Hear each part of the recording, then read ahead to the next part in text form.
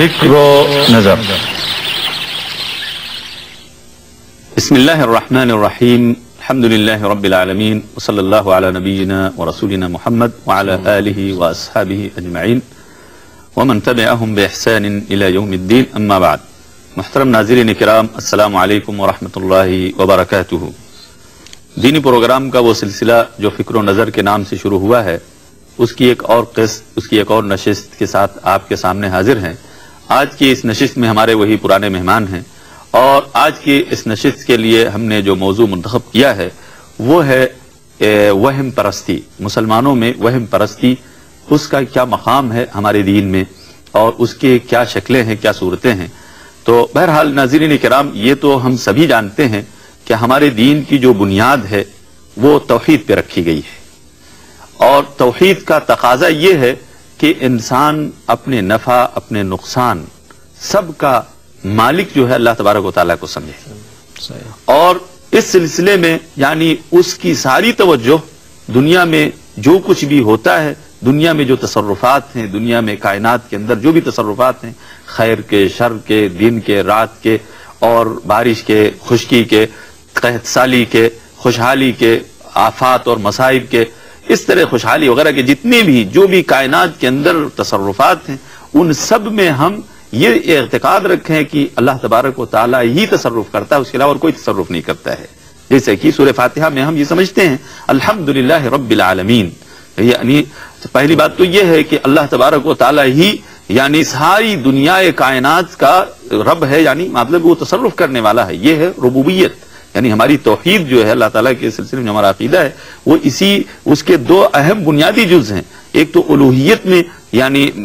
اعتقاد رکھنا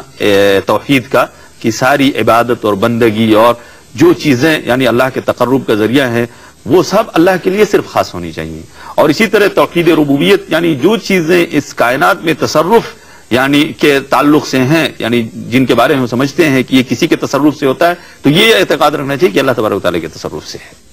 یہ توحید ربوبیت ہے اور وہ توحید الوہیت ہے. دونوں اسی سورہ فاتحہ میں ذکر کیا گیا ہے الحمدللہ رب العالمین. اور پھر کہا ایاک نعبد و ایاک نستعین،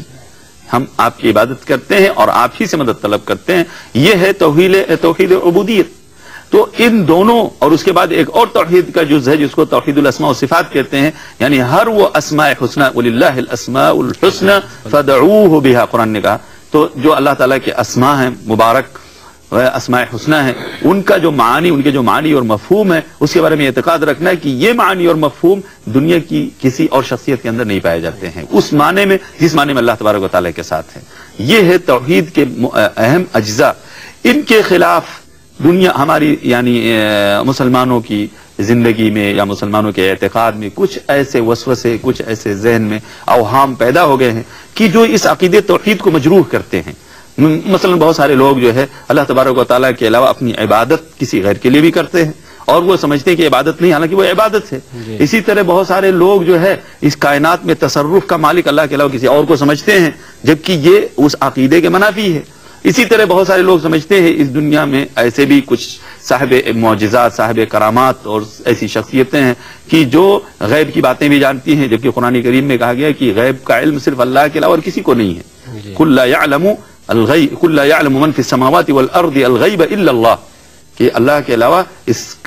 آسمانوں اور زمینوں میں کوئی بھی ایسا نہیں جو غیب کو جانتا ہو. تو اس طرح کے اوہام و خرافات ہماری زندگی میں آ گئے ہیں کہ ہم عبودیت بھی دوسرے کی کرتے ہیں، ہم ربوبیت بھی دوسرے کی تسلیم کرتے ہیں، ہم توکل بھی دوسروں پہ کرتے ہیں، اور ہم ایسی چیزوں سے اس دنیا میں جو ہوتے ہیں بعض چیزوں کو ہم پسند کرتے ہیں، بعض چیزوں کو ناپسند کرتے ہیں، اور ایسی اپنی پسند اور ناپسند کی بنیاد پر ہم اپنی زندگی کی جو ہے یعنی حرکت اور نقل و حرکت کو اسی کے ساتھ مربوط کرتے ہیں جو توکل کے منافی ہوتا ہے.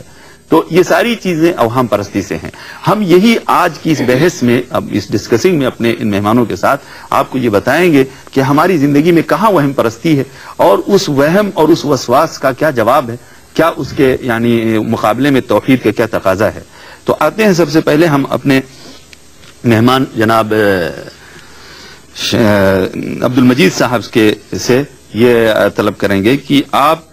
شرک اور وہم پرستی کا ایک بہت بڑا مظہر، وہم پرستی کا ہماری زندگی میں وہم پرستی کا یا وسواس کا ایک بہت بڑا مظہر ہے شرک. شرک جو ہے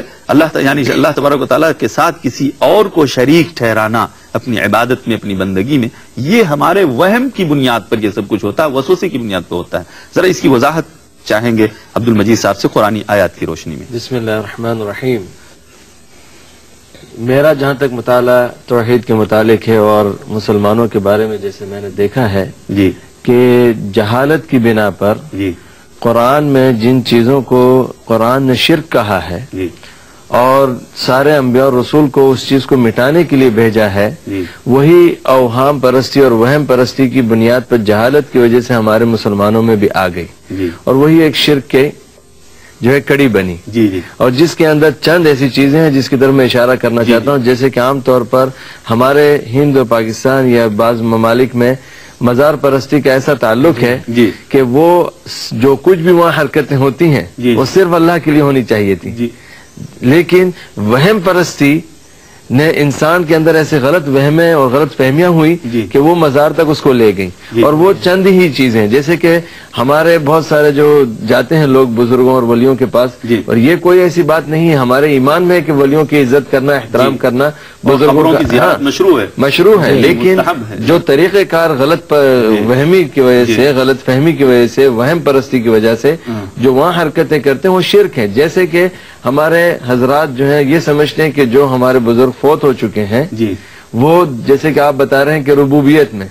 کہ اللہ تعالیٰ کے معاملات میں ان کا اختیار ہے، کچھ تصرف ہے، جی جیسے کہ عام طور پر لوگ سمجھتے ہیں کہ اولاد دینا، جی اولاد دینا یا اولاد تندرستی دینا، یا تندرستی دینا، مریض کو شفا دینا، جی یا جیسے کہ عام طور پر لوگ جو ہیں ان کو جا کے اس انداز سے پکارتے ہیں، نظر و نیاز اپنی، نظر و نیاز ان کی طرف سے، تو بہت سارے ایسے قصے ہیں۔ جعفر صادق رحمۃ اللہ علیہ مشہور ہیں، ان کے بارے میں لوگوں نے غلط وہمیں ہیں۔ جی عبد القادر جیلانی رحمۃ اللہ علیہ جو یہ توحید پرست لوگ تھے، جی جی لیکن لوگوں نے ان کے تعلق سے ایسی چیزیں، اب یہ چیزیں جو ہیں قرآن پاک میں اللہ سبحانہ و تعالیٰ نے کہا کہ جن کے پاس تم جاتے ہو جی وہ کسی بھی طاقت اور قدرت کے مالک نہیں ہے کسی بھی چیز میں۔ اللہ تعالیٰ نے کہا کہ وہ قطمیر جتنی بھی طاقت نہیں رکھتے، کہ جو آگے اللہ سبحانہ وتعالیٰ نے قطمیر کا مطلب ہے کہ جیسے کھجور ہے، جی اس کی چھوٹی سی گٹلی اور اس گٹلی پہ جو چھلکا سا ہوتا ہے، اس کے اوپر جو پردہ ہوتا ہے، پردہ سا جو ہوتا ہے، اسی کو قطمیر کہا گیا ہے، اس کے بنانے کی بھی طاقت نہیں رکھتے۔ تو اللہ تعالیٰ نے یہ ان مشرکوں کی طرف اشارہ کرتے ہوئے کہا کہ تم لوگ جن کو سمجھتے ہو کہ یہ اللہ کے معاملات میں تصرف کا قدرت رکھتے ہیں، یہ اتنی بھی طاقت نہیں رکھتے جتنے کہ ایک چھلکا جو ہے گٹلی پر ہوتا ہے۔ اور اسی طرح اللہ سبحانہ و تعالیٰ نے، جیسے کہ آج وہم پرستی میں لوگ یہ سمجھتے ہیں کہ وہ جو ہے ہماری سفارش یا ہماری فریاد سنتے ہیں، جبکہ قرآن میں سورہ اعراف کے اندر آیت نمبر 178 میں 88 کے اندر اللہ سبحانہ و تعالیٰ نے منع کر دیا اور کہہ دیا کہ یہ ہو ہی نہیں سکتا، اور نبی صلی اللہ علیہ وسلم کو سورہ فتح کے اندر، سورہ فاطر کے اندر آیت نمبر 13 میں بھی ذکر کیا کہ محمد صلی اللہ علیہ وسلم اگر آپ بھی قیامت تک ان کو پکارتے رہیں تو یہ آپ کی پکار نہیں سن سکتے۔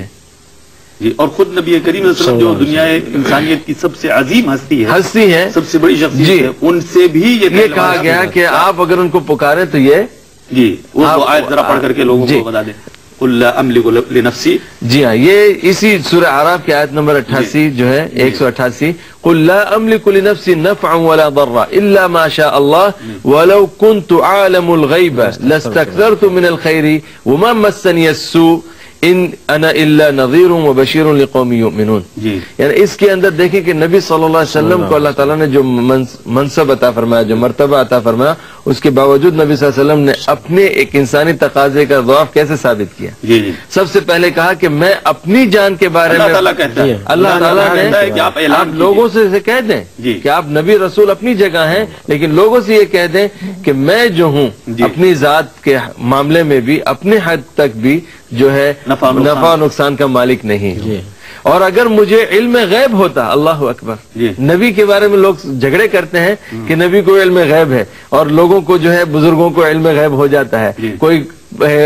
امارات میں بیٹھا ہے تو اجمیر کی خبر رکھتا ہے، اس طرح کے علم غیب کے لوگ دعویٰ کرتے ہیں، جبکہ قرآن نے کہا کہ اے نبی آپ ان سے کہہ دیں کہ اگر مجھے علم غیب ہوتا تو میں اپنے لیے وہ تمام بھلائیاں جمع کر لیتا اور پھر مجھے کوئی تکلیف ہی نہ پہنچتی، کیونکہ مجھے تکلیف ہونے سے پہلے علم ہو جاتا کہ یہ مجھے تکلیف ہوگی، اس سے پہلے ہی میں جو ہوں یہ بھلائیاں جمع کر لیتا۔ لیکن آگے آپ کو یہ کہا گیا کہ آپ لوگوں سے کہہ دیں کہ آپ اس طرح کے نہ اپنی ذات کے مالک ہیں نفع نقصان کے اور نہ ہی غیب کی دعوے کرنے والے ہیں، بلکہ آپ کا مقصد یہ ہے جی جب یعنی دنیا کی اتنی عظیم ہستی جس کے بارے میں کسی کا اختلاف نہیں مسلمان ہونے کے ناطے کہ نبی کریم صلی اللہ علیہ وسلم سے بڑھ کر اس دنیا میں کوئی شخصیت نہ آئی ہے نہ آئے گی. جی نبی کریم صلی اللہ علیہ وسلم خود فرمایا انا سید ولد آدم ولا فخر، کہ میں بنی آدم کا سردار ہوں، اس میں کوئی فخر کی بات نہیں کہ اللہ تعالیٰ نے مجھے یہ مقام دیا ہے. لیکن اس کے باوجود اللہ تعالیٰ نے نبی کریم صلی اللہ علیہ وسلم سے کہا کہ آپ یہ اعلان کر دیجئے تاکہ آپ کے بارے میں لوگوں کو یہ غلط فہمی نہ ہو جائے کہ آپ ہی غیب. اور جب نبی کریم صلی اللہ علیہ وسلم خود نہیں کر سکتے یہ، تو اس کے بعد کسی بھی شخصیت کے بارے میں یہ اعتقاد رکھنا کہ وہ استغاثہ کے لائق ہے، وہ مدد کے لائق ہے، وہ نفع نقصان دے سکتا ہے، یہ انتہائی درجے کی حماقت ہے. بلکہ جی تو اس لیے قرآن کریم کی اس آیت یعنی قرآن کے بارے میں کسی کو اختلاف نہیں ہے. جب قرآن کہتا ہے کہ اگر ہم غیب جانتے، اس کا مطلب غیب نہیں جانتے ہیں. اگر غیب جانتے تو ہم کو کوئی تکلیف نہیں ہوتی، جبکہ نبی صلی اللہ علیہ وسلم کو بیشتر تکلیفیں ہوئی. جنگ احد میں 70 صحابہ آپ کے شہید ہو گئے، آپ کے دندان مبارک ٹوٹ گئے جی، اور آپ کو اتنی تکلیفیں ہوئی. تو ظاہر ہے یہ ساری چیزیں مستقبل کی باتیں، غیب کی باتیں انسان کو نہیں دی گئی. پھر نفع نقصان کا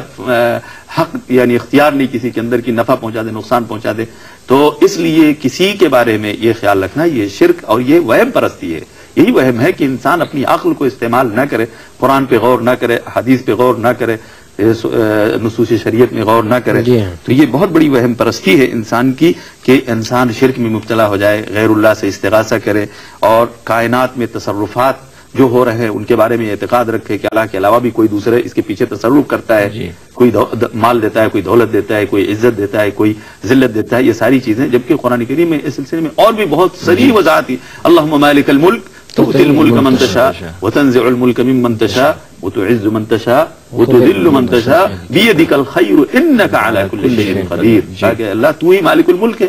اور تو ہی جس کو چاہتا ہے عزت دیتا ہے، جس کو چاہتا ہے ذلت دیتا ہے، جس کو یعنی یہ تیرے اختیار میں ہے. جس کو چاہتا ہے سلطنت دیتا ہے، جس کو چاہتا ہے سلطنت چھین لیتا ہے. تو ہی ہر چیز پر قادر، تو ہی ہر چیز پر قادر ہے. اور قرآن میں یہ مفہوم 20 جگہ نہیں سینکڑوں جگہ آئے ہیں. ان اللہ علی کل شیء قدیر، انہ علی کل شیء قدیر وہو علی کل شیء قدیر، کہ وہی ہر چیز پر قادر ہے. اس کا مطلب قدرت یعنی تصرف کا قدرت اللہ کے علاوہ کسی اور کو حاصل نہیں. اس لیے یہ اعتقاد رکھنا کہ دوسرا بھی کچھ تصرف کرتا ہے یہ وہم پرستی ہی ہے اور کچھ نہیں کہا جا سکتا اس کو. اللہ تعالیٰ ہم سب کو اس وہم پرستی سے نجات دے اور عقیدہ توحید سمجھنے کی توفیق عطا فرمائے. اسی طرح سے ناظرین کرام قرآن کریم میں جہاں پر شرک پرستی اور جہاں پر اس وہم کا تذکرہ کیا گیا جو عقیدہ توحید کے منافی ہے، وہیں پر مشرکوں اس زمانے میں نبی صلی اللہ علیہ وسلم کے زمانے میں شرک کے بہت سارے مظاہر تھے. بہت مشرکین بہت عجیب عجیب حرکتیں کیا کرتے تھے. قرآن کریم نے مشرکوں کی ان عجیب احمقانہ حرکتوں پر جگہ جگہ تنقید کی ہے، جگہ جگہ ان کے عیب گنائے ہیں. تو ہم یہ جاننا چاہتے ہیں بعض یعنی ان میں سے کچھ ایسی جو قرآن کریم میں جن کا تذکرہ کیا ہے مشرکین کے احمقانہ حرکتوں کو، اس کی طرف ذرا آپ کچھ. اس میں ناظرین کرام اس میں کوئی شبہ نہیں ہے کہ قرآن مجید نازل کیا گیا تھا کہ لوگوں کو شرک سے نجات دے کر اللہ تعالیٰ کی عبادت کی طرف پہنچا دیا جائے. اسی لیے قرآن مجید نے اس جانب کافی توجہ دی ہے. کہیں مشرکوں کے ان غلط اعمال کا تذکرہ کیا گیا، کہیں جن چیزوں کی وہ عبادت کرتے ہیں ان کی حقیقت و حیثیت بیان کی گئی کہ وہ کس چیز کے مالک. تو میں آپ کو کچھ بتانا چاہوں گا کہ وہ جن چیزوں کی عبادت کرتے تھے کیسے کرتے تھے، ان کے پاس کیا عقل تھی، کیا شعور تھا. قرآن مجید نے تو ان کی عقل و شعور کی کہا گیا کے بارے میں کہا ہے کہ وہ لوگ جانوروں سے بھی زیادہ گمراہ ہیں.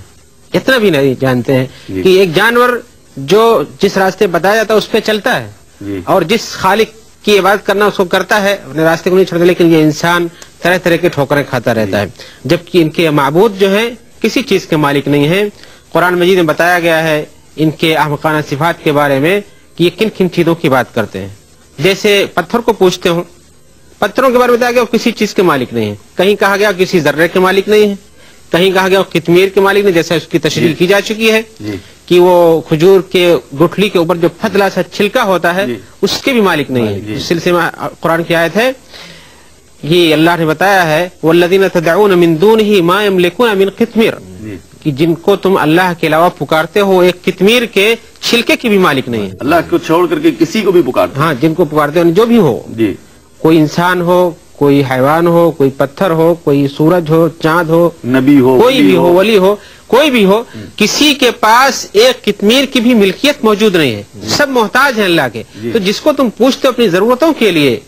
اپنی حاجتوں کو پورا کرانے کے لیے, وہ تو خود ہی محتاج ہیں, تم ان کو کیسے پوچھتے ہو, ان کو کیوں بلاتے ہو, کیوں بلاتے ہو, کیوں ان کو پکارتے ہو. اسی طرح سے ان کو کہا گیا کہیں کہ جن کو تم پوچھتے ہو وہ ایک چیز بھی نہیں پیدا کر سکتے, بلکہ قرآن میں یہ بھی کہا گیا کہ وہ ایک مکھی بھی نہیں پیدا کر سکتے. ہاں اس کے بعد مثال اللہ نے لوگوں کو سمجھانے کے لیے مثال بیان کی, یا ایھا الناس ضرب مثل فاستمعوا له, لوگوں ایک مثال بیان کی جا رہی ہے, ذرا سنو, غور کرو, یہ اللہ کا کلام ہے. ان الذين تدعون من دون الله لن يخلقوا ذبابا ولو اجتمعوا له, جن کو تم اللہ کے علاوہ پکارتے ہو وہ لوگ ایک مکھی بھی نہیں پیدا کر سکتے, چاہے سارے کے سارے یہ معبود جن کو پکارتے ہو اکٹھا ہو جائے. جی ایک مکھی کی پیدا کرنے کی بھی صلاحیت ان کے پاس موجود نہیں ہے, اتنی بھی طاقت نہیں ہے, مل کے بھی پیدا کرنا چاہتے تو بھی نہیں کر سکتے. اور مزید بتایا وَيَسْلُبُهُمُ الذُّبَابُ شَيْئًا لَا يَسْتَنقِذُوهُ مِنْهُ, اس سے بڑھ کر سوچو کہ اگر وہ مکھی ان کے پاس سے کوئی چیز لے کے اڑ جائے, اچک لے, تو تم اس کو چھین نہیں سکتے. وہ پتھر کسی بھی حیثیت کے مالک نہیں ہے. اور اس کے بعد بتایا ضعف الطالب والمطلوب,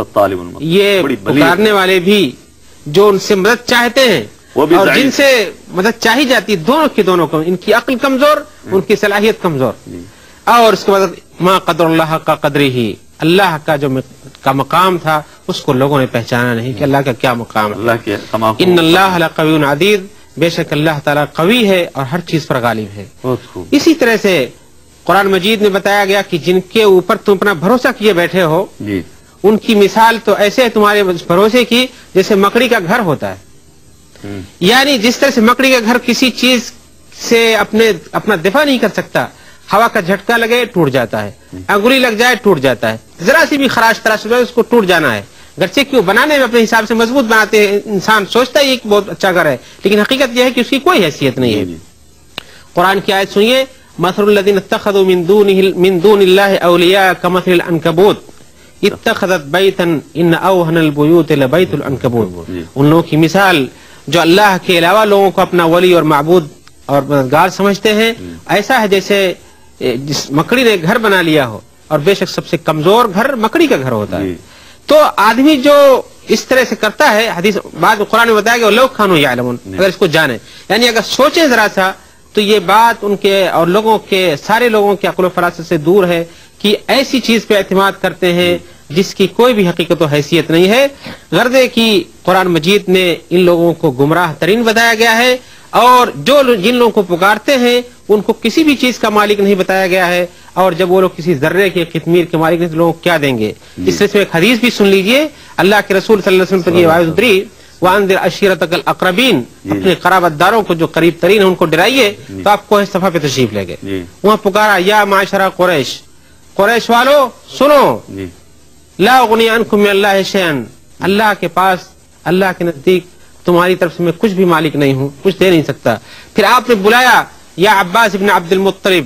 یا صفیہ بنت عبد المطلب, یا فاطمہ بنت محمد, ان سب کا نام لیا,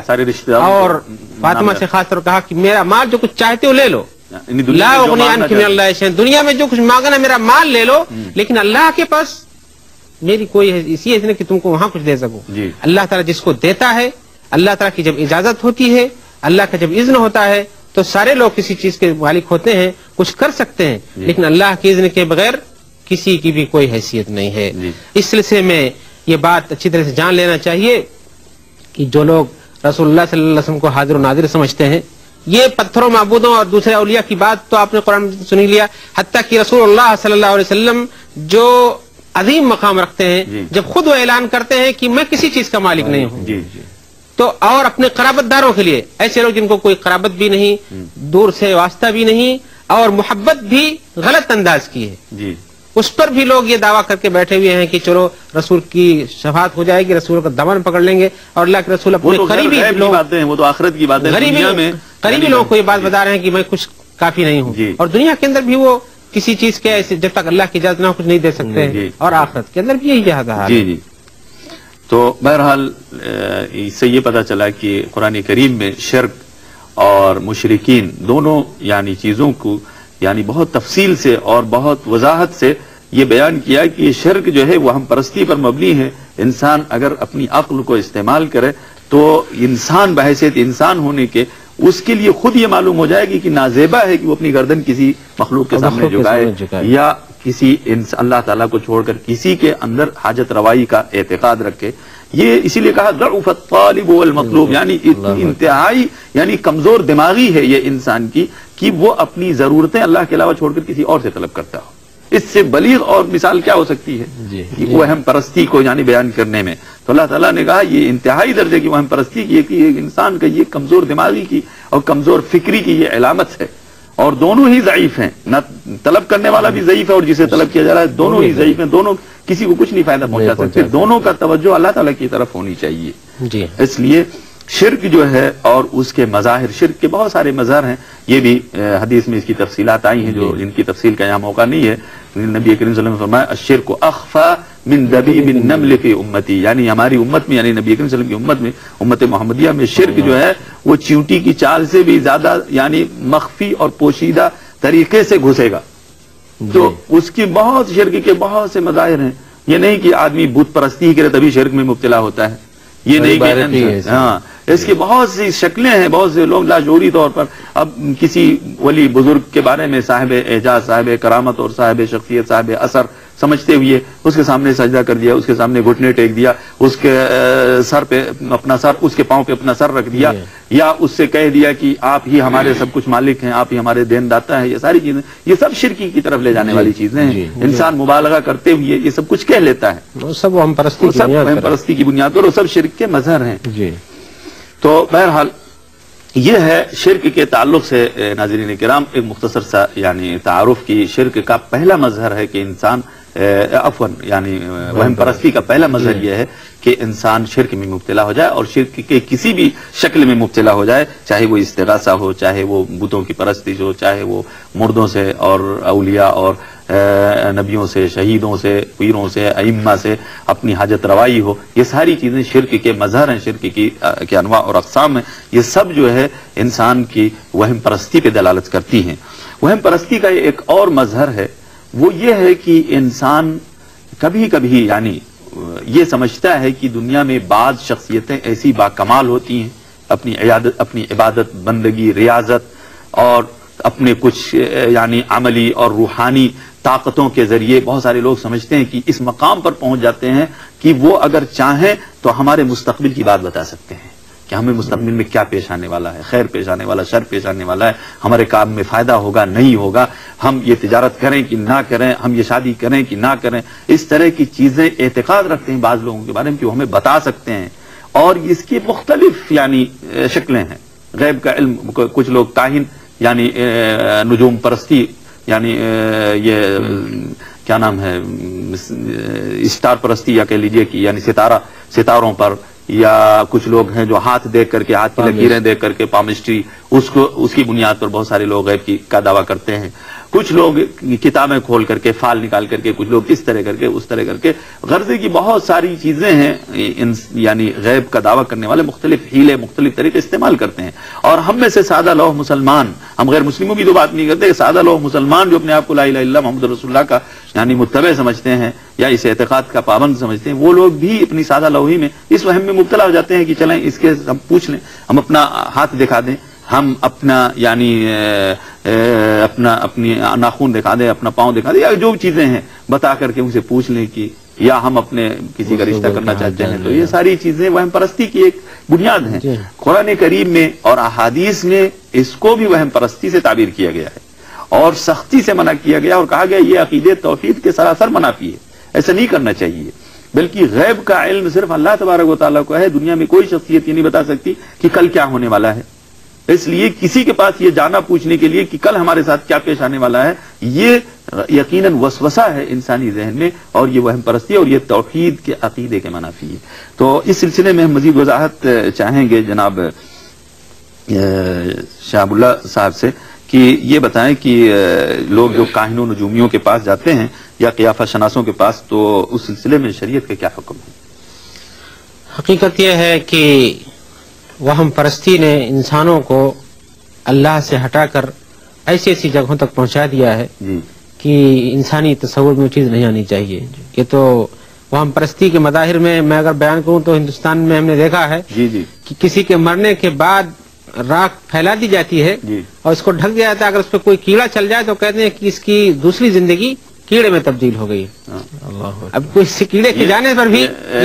یہ ہندوؤں کے وہم پرستی کا ایک مظہر بتا رہا ہوں. مسلمانوں کے اندر بھی وہم پرستی بہت ساری موجود ہے اور زمانے جاہلیت سے یہ چیزیں چلی آ رہی ہیں اور اس وقت تو ان کا اور بھی زیادہ رواج تھا. مثال کے طور پر کاہنوں کے پاس جاتے تھے کہ ہمارا مستقبل کیسا ہے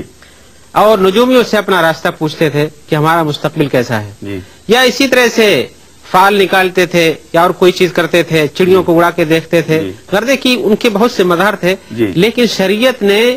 ان چیزوں کو جو اللہ کے اوپر توکل سے ہٹا کر کے کسی اور طرف پہنچا دیے ہیں ان سب سے روک دیا ہے. اس لیے کہ اگر اللہ کے اوپر سے توکل ہٹ جائے تو پھر آدمی شرک میں مبتلا ہو جاتا ہے. تو یہ وہم پرستی توکل سے ہٹا کر کے انسان کو شرک پر لے جاتی ہے اور شریعت نے شرک تک پہنچانے والی ساری چیزوں کو روک دیا ہے. لہذا ایسی چیزیں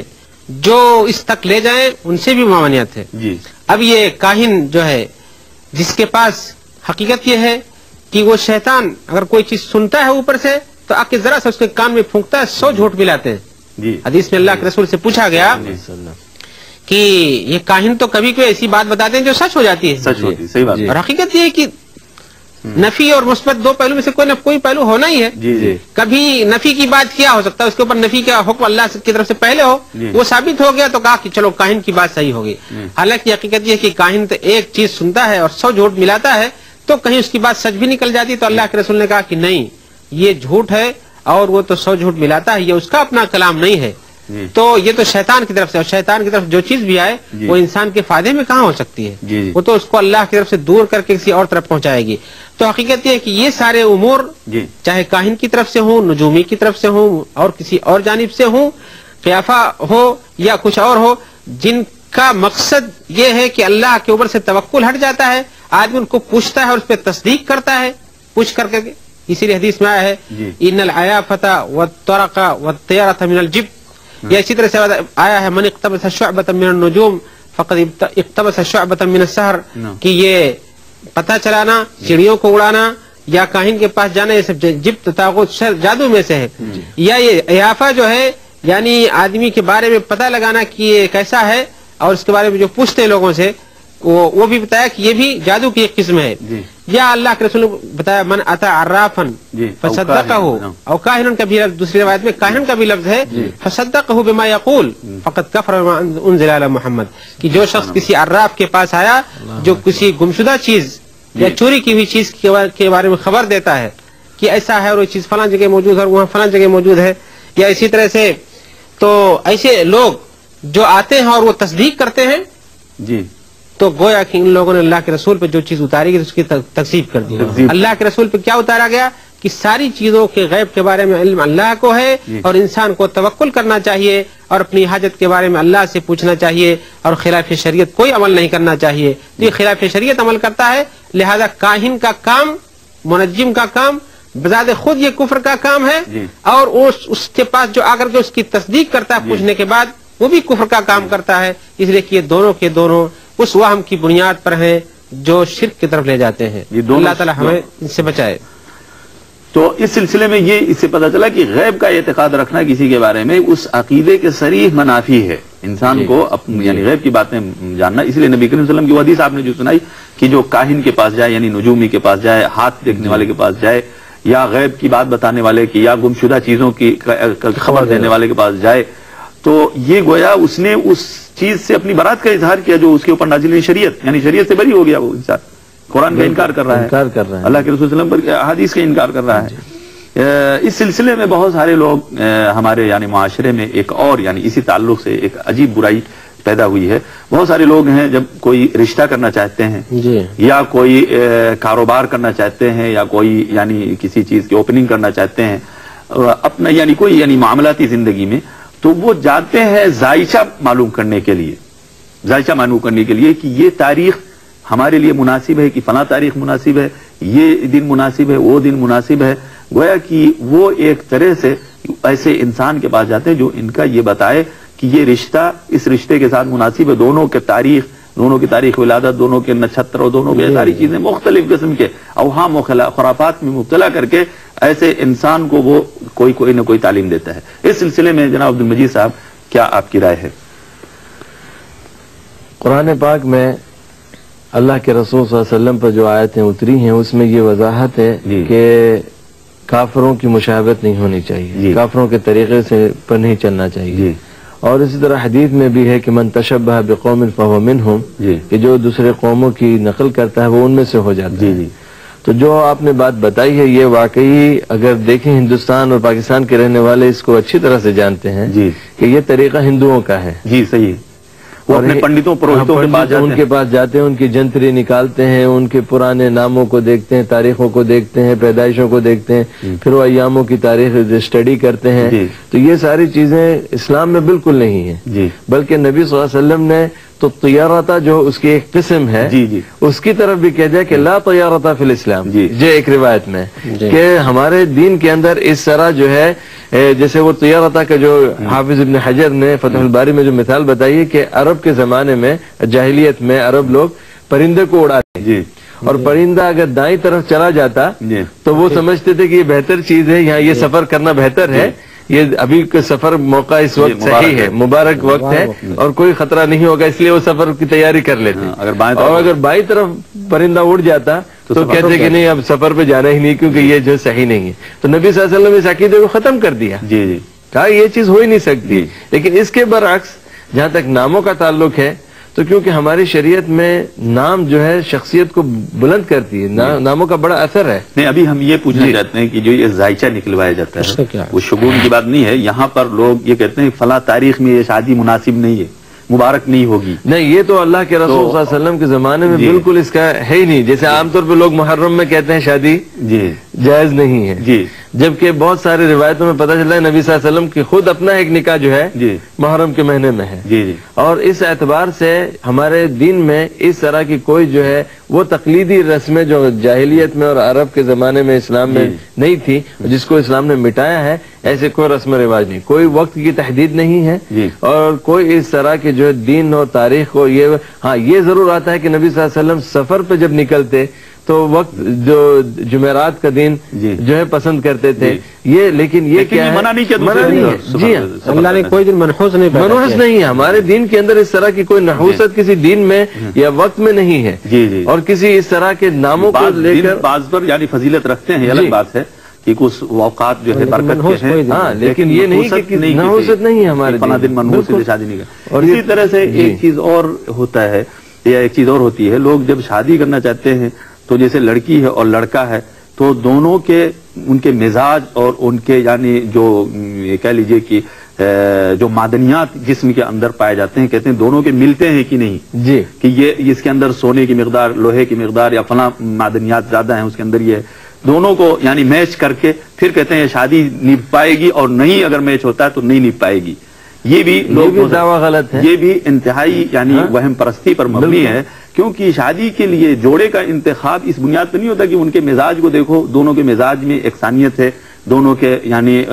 طبعی اور نیچرل جو اجزاء ہیں جسم کے اندر عناصر وہ دونوں کے ایک دوسرے سے میل کھاتے ہیں. یہ شادی اور بیاہ کے انتخاب کا طریقہ نہیں دین میں ہے، یہ تو وہم ہے. ہمارے دین میں یہ کہا گیا ہے کہ اذا اتاکم من ترضون دینہ وخلقہ فزوجوہ. اگر تمہارے پاس ایسا نوجوان آتا ہے کہ جس کے دین اور اخلاق دونوں تمہارے لیے پسند ہیں،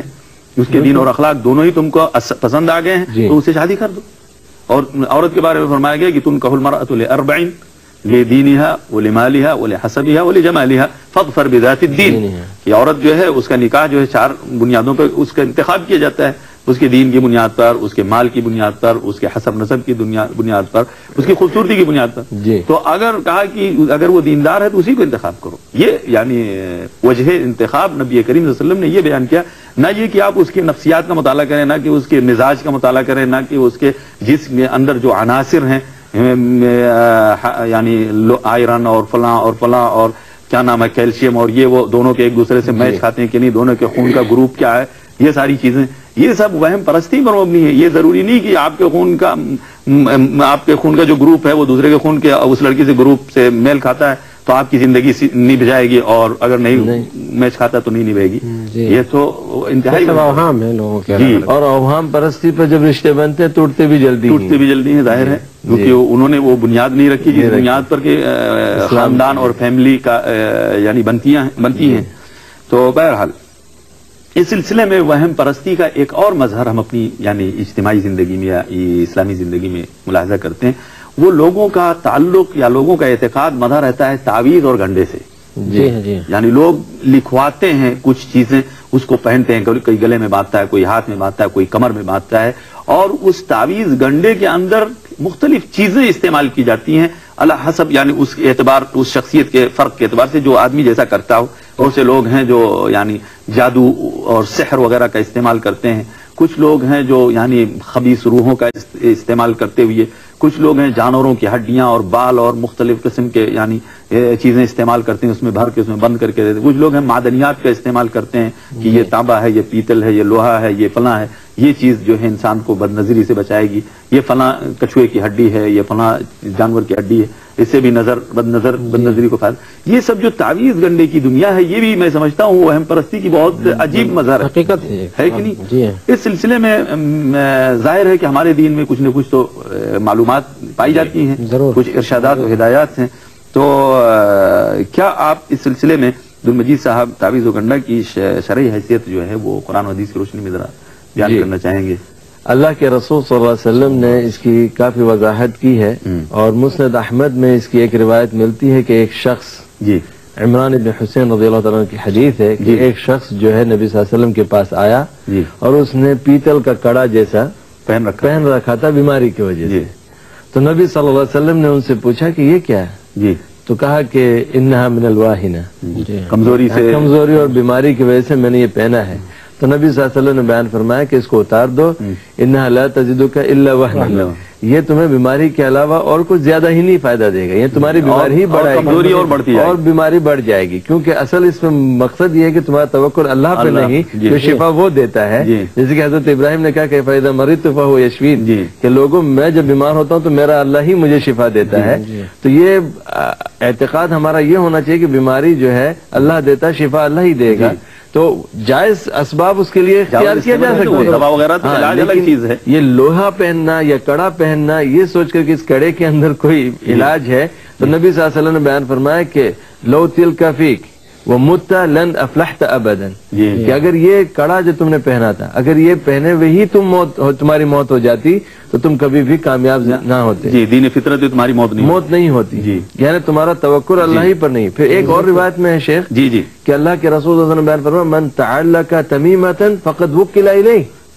کہ جس شخص نے تعویذ کو لٹکایا تو اللہ تعالیٰ کا جو توکل، جو اللہ کا ذمہ داری اس کی حفاظت کی، اللہ ہٹا دیتا ہے اور اس تعویذ کے سپرد اسے کر دیتا ہے. اب وہ چاہے فائدہ پہنچائے یا نقصان پہنچائے، اس کا اعتماد اسی پر بیٹھ جائے، توکل جس پہ کیا اسی کے حوالے کر. اور اس سے بھی سخت کلمات جو ہے نبی صلی اللہ علیہ وسلم کی سنن کی روایت میں ہے کہ نبی صلی اللہ علیہ وسلم نے بیان فرمایا کہ من تعلق تمیمۃ فقد اشرک، کہ جس شخص نے تعویذ کو لٹکا ہے اپنے جسم پر تو اس نے گویا کہ اللہ کی ذات کے ساتھ شرک کیا ہے. یہ یقیناً ظاہر توکل جو ہے وہ ایمان کا ایک بنیادی جز ہے. اللہ تبارک و تعالیٰ بے توکل بنیادی جز ہے. اگر آپ کا توکل اللہ سے ہٹ گیا تو یہی تو شرک ہے، آپ نے دوسرے پر توکل کر لیا، یعنی یہ سمجھا کہ اب نفع اس چیز کے اندر ہے، اللہ کے یعنی قدرت اور اللہ تعالیٰ کے یعنی اندر نہیں ہے، بلکہ یہ چیز ہمیں فائدہ پہنچا سکتی. تو اللہ سے توجہ ہٹی کہ شرک میں انسان مبتلا ہو گیا. تو اس لیے یہ تعویذ جو ہے. چھوٹی سی تعلیق اور شیخ، امام شوکانی نے فتح القدیر کے ابتداء میں الف لام میم کی تفسیر میں نقل کیا ہے تاکہ ہمارے بہت سارے بھائیوں کو یہ بھی معلوم ہو جائے، اور وہ حضرات جو تعویذ بناتے ہیں اور قرآنی آیات کے ارقام دیتے ہیں تو ان کے لیے بھی عبرت کی بات ہے کہ وہ سمجھ جائیں. اگرچہ کلام پر یعنی روایت پر کلام ہے لیکن وقت